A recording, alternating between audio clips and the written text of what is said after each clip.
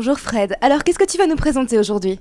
Bonjour, je vais vous présenter le serpent des blés, qui est une couleuvre américaine. C'est un serpent qui mesure 1m20, 1m40, grand maximum au stade adulte. C'est un serpent très docile, donc facile pour tout terrariophile débutant. Pour un particulier, comment vous pourriez le conseiller pour que son terrarium soit le plus adapté au serpent?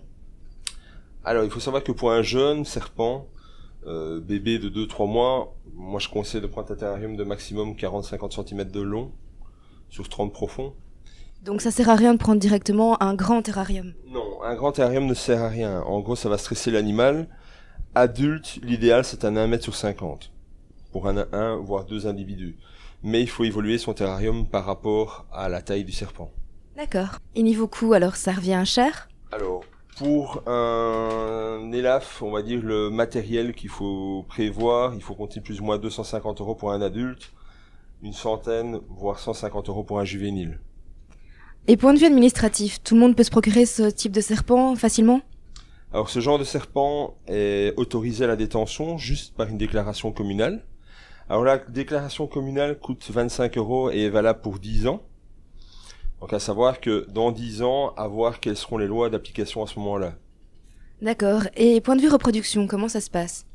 Alors après une période d'hivernation qui dure de novembre à février, on réinstalle des serpents dans des conditions optimales, c'est-à-dire 32 degrés la journée et 22-23 la nuit. À ce moment-là, après une semaine ou deux, la femelle va muer et va rentrer en chaleur. Et ce mâle, à ce moment-là, le mâle provoque une parade amoureuse afin de stimuler la femelle.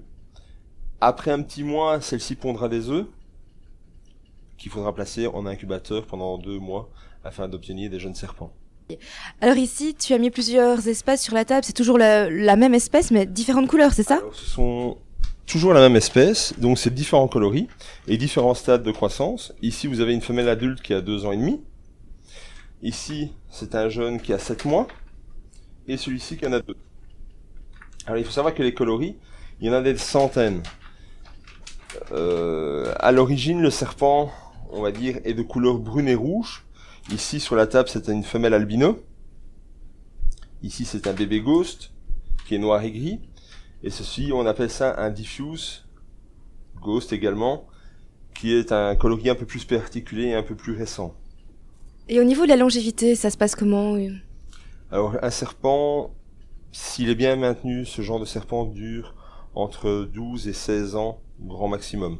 Et donc s'il tombe malade, on peut faire appel à un vétérinaire spécialisé ou bien n'importe quel vétérinaire peut intervenir? Non, il faut un vétérinaire spécialisé dans le domaine afin de voir un petit peu la pathologie qu'il a à ce moment-là, mais c'est souvent un problème de maintenance qui fait que le serpent devient malade.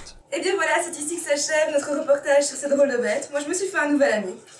À très vite pour de nouvelles histoires.